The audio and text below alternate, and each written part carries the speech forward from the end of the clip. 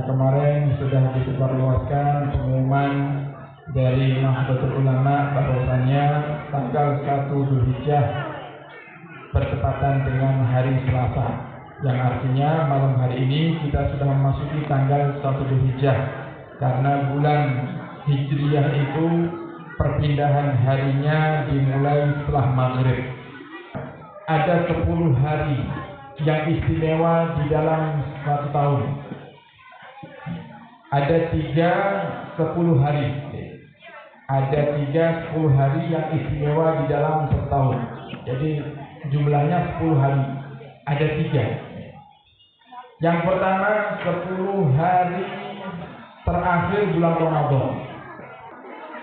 Kemudian yang kedua para hadirin, 10 hari yang juga dimuliakan oleh Allah adalah 10 hari pertama bulan Dzulhijjah. 10 hari pertama bulan Dzulhijjah. Di 10 hari pertama bulan Dzulhijjah ini, para hadirin, para salaf kaula panjenengan, nggih menika para sahabat, para tabi'in, tabi'ut tabi'in, mereka banyak menghidupkan waktu-waktu ini dengan beribadah kepada Allah Subhanahu wa taala. Dan yang ketiga, 10 hari yang dimuliakan adalah 10 hari pertama bulan Muharram, yaitu bulan akan datang. Kita baca hadis Nabi Muhammad yang diriwayatkan oleh Imam Tirmidzi di dalam kitab Sunan Tirmidzinya. An Abi Hurairah radhiyallahu taala anhu, dari sahabat Abu Hurairah,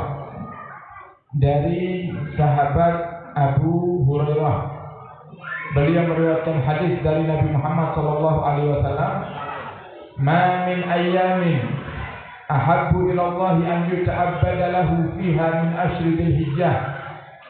Tidak ada hari-hari yang lebih Allah sukai jika digunakan oleh hambanya untuk beribadah melebihi daripada 10 hari pertama bulan Dzulhijjah.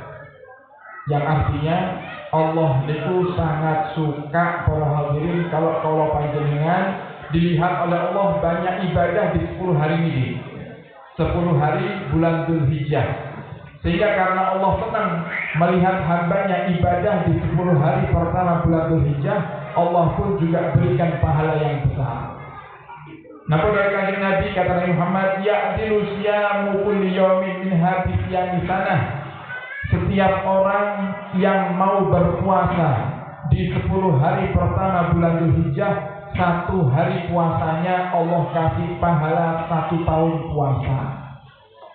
Jadi jangan puasa 1 hari di 10 hari pertama bulan Dzulhijjah ini, Allah lipat gandakan pahalanya jadi 1 tahun puasa. Lain jenengan puasa 2 hari berarti 2 tahun puasa. Jenengan puasa 3 hari berarti 3 tahun puasa. Kira-kira jenengan tahu buatan puasa 1 tahun penuh? Puasa 1 tahun penuh. Tahu nyoba kere? Kere nggih. Panuhe namung Ramadan. Niku pun dikakakan sambat ae. Tidur jam 2:30. Krungu adzan dikira adzan maghrib. Lah adzan asar kok. Tak kira wis maghrib luwe aku. Ngalah aku. Padahal baru sebulan. Ini kita bisa dapatkan pahalanya para hadirin dengan kalau panjenengan puasa di hari-hari 10 hari pertama bulan Dzulhijjah. Di 9 hari. Karena kalau yang 10 tidak boleh puasa. Jadi tanggal 1 sampai tanggal 9 disunahkan kita untuk berpuasa. Sehingga yang sakit, yang kuat untuk puasa, monggo puasa. Besok yang kuat puasa, yang enggak kuat jenengan pilih kira-kira berapa hari jenengan kuat puasa di 9 hari pertama ini. Oh, enggak kuat, minimal para hadirin 1 kali. Di menikah di hari Arafah, nanti tanggal 9. Tanggal 9 Dzulhijjah atau yang kita kenal dengan hari Arafah. Wa qiyamu kulli lailatin minha. Dan setiap orang yang bangun malam untuk menjalankan sholat tahajud, menghidupkan waktu malam dengan mendekatkan diri kepada Allah di malam-malam 10 hari pertama Dzulhijjah, Maka kata Nabi Muhammad, ya'dilu minha biqiyami lailatul qadar. Allah akan menghitung dia seakan-akan dia menghidupkan malam Lailatul Qadar. Nah, sekarang para hadirin, malam Lailatul Qadar itu Allah ceritakan dalam Al-Qur'an fadilahnya. Inna anzalnahu fi Lailatul Qadar wa ma adraka ma Lailatul Qadar. Lailatul Qadri khairun min alfi syahr. Malam Lailatul Qadar itu lebih baik daripada 1000 bulan. Lebih baik daripada 1000 bulan. 1000 bulan itu para hadirin tidak dihitung berarti kira-kira berapa? 83 tahun atau 84 tahun, tidak salah nih. Okay. Berarti siapa orang yang menghidupkan malam Lailatul Qadar, dia dihitung ibadah oleh Allah Subhanahu wa taala selama 80-an tahun. Lek tadi puasa 1 hari dianggap 1 tahun puasa, niki jenengan tahajud di hari-hari 10 hari pertama Dzulhijjah, jenengan dihitung 84 tahun tahajud. Kalau 2 hari tahajudnya, berarti jenengan tahajud berapa? 84 kali 2 160, oke, 160 dan 8, oke. 168 tahun tahajud. Jenengan 3 hari tahajud di hari-hari pertama Dzulhijjah, sudah banyak pahala tahajudnya Pak panjenengan.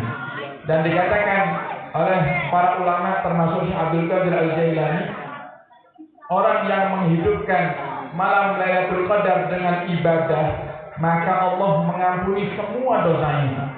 Allah mengampuni semua dosanya. Dan itu bisa kita dapatkan keutamaannya dengan kita bangun malam di waktu 10 hari pertama bulan Dzulhijjah.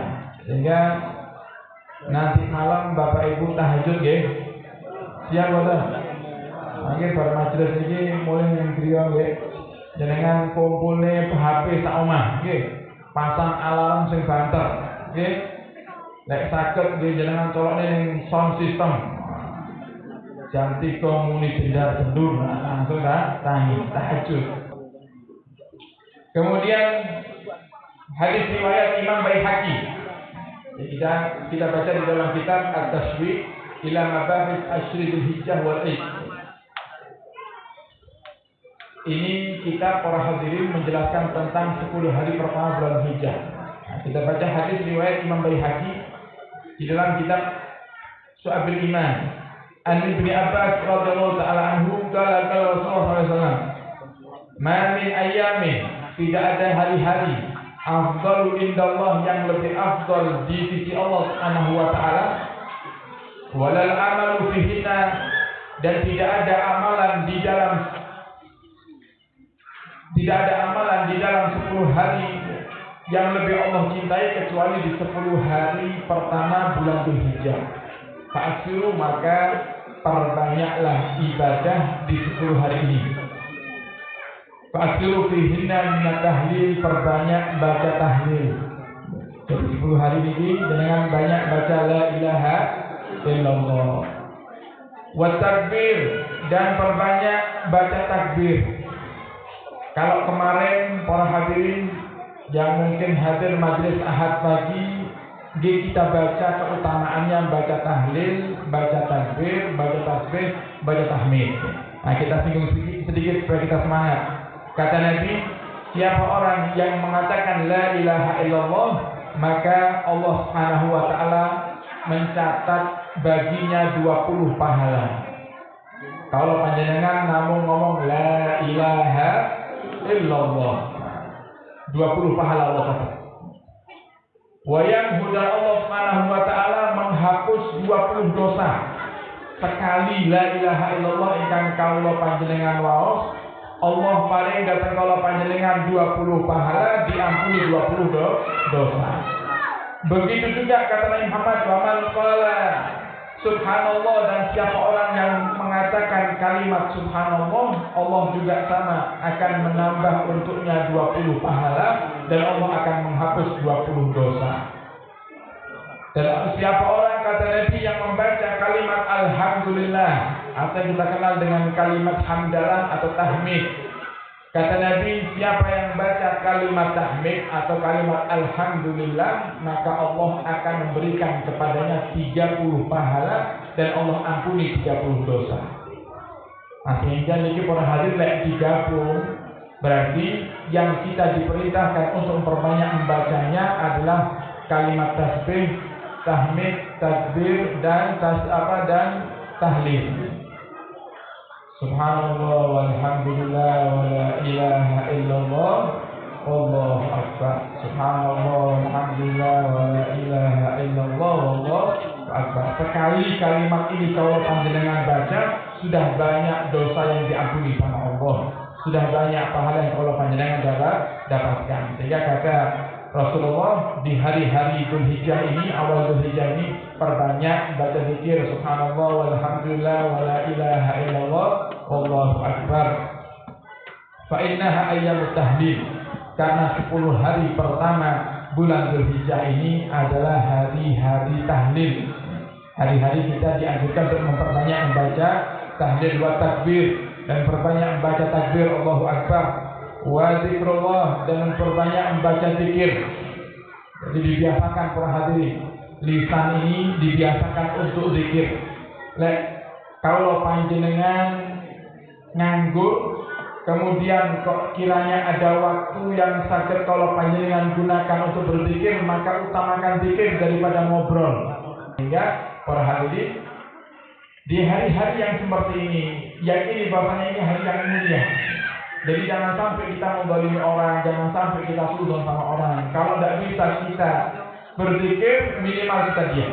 Kita bisa isi dengan zikir, maka panjenengan akan dapatkan pahala seperti yang tadi dijelaskan oleh kita Muhammad Shallallahu Alaihi Wasallam. Nah, kemudian Sayyidina Syekh Abdul Qadir Al-Jailani, Sultanul Auliya, rajanya wali. Sayyidina Syekh Abdul Qadir Al-Jailani ini rajanya wali di zamannya para hadirin. Beliau punya santri-santri, gitu saya atas wali-wali. Sampai saking walinya Sayyidina Syekh Abdul Qadir Al-Jailani ini, pernah satu hari ada wali santri yang sambang. Wali santri sambang ke putranya yang mondok di Syekh Abdul Qadir Al-Jailani. Ketika sampai di pondok, Syekh Abdul Qadir Al-Jailani makan makanan yang enak.